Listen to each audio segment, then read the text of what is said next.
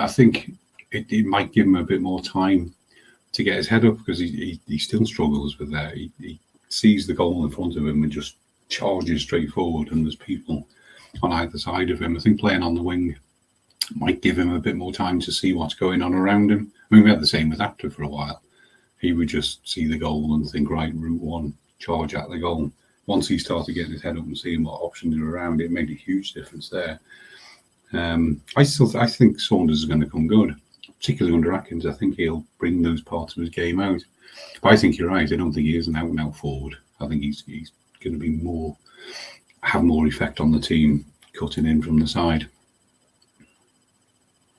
Certainly when he came on at Wimbledon, at home to Wimbledon in the final home game of the season, that's where he looked effective, didn't he? He got the goal cutting in from that left-hand side. He was dangerous. I think he probably could and should have had another at some stage in the game as well. His finishing is not his key attribute. His key attribute is that burst of pace he has to be able to get away from chasing defenders, which then puts him in the position where he either needs to pass or shoot. And it's just a case of honing that decision making, but also the ability to pull off the right decision as well. But it's that pace that's the key attribute, and I think that's why at the moment he will prove more effective on the wing. I think so. Pace at this level is probably has more of an impact than any other division, I think, in the league. If you can just run at players the way we used to do with Chris Malkin, if you've got somebody in the middle like Walker or Finley who can see him taking off from just inside the halfway line and play it through to, or play it wide to him, that's the way he's going, which we did do a few times last year, playing those long diagonal balls out. I think he could be quite effective last year. I mean, everyone's saying he's an impact player off the bench and all the rest of it. I think he can be more than that if Atkins can get into his head and sort out the decision making. That's probably the easier one. I don't know how easy it is to make him a better finisher.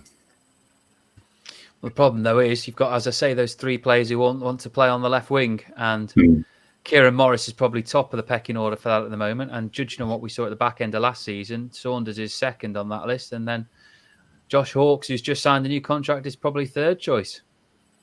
Yeah, but again, similarly with Dennis, Atkins didn't give Josh Hawkes much game time towards the end of the year. So he's either already seen enough that he wants to keep him, or he's seen enough to think, we'll sign him for a year and then we can get some money and move him on.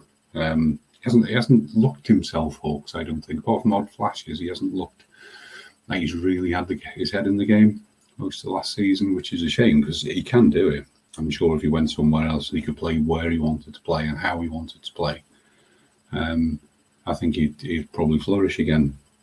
But of those three, I think the first two would be higher up the pecking order. Kieran Morris can play in a number of positions, though. He's a bit like Jennings. You can move him around, and he's almost as effective in any of them, which is invaluable. What would you do with Hawkes? Depend how much money he got offered and what the replacement was. I mean, if he does go down the wing, he is a good winger, and he can cross the ball. Saunders, I think we got one, was against Notts County, the fourth one, where he did go down the wing and played a perfect cross across from almost the corner flag. But apart from that, his crosses are a bit hit and hope. So Hawkes is a better winger, but I don't think he does the tackling back bit that Atkins seems to demand. I don't think he does that enough for him. So that's probably what's costing him his place. I mean, if he's not lost interest, but if his heart isn't in it anymore, then, and we can move him on and get a replacement, if all those things line up, then go for him. I'm sure there's various scenario plans on Atkins' desk. If this happens, then we'll do X, Y, Z. If it doesn't, we'll do this instead. So I think I think the key to the whole thing is going to be those two up front, Dennis and Hawkes. Once something happens with them, then there'll be a domino back through the rest of the recruitment.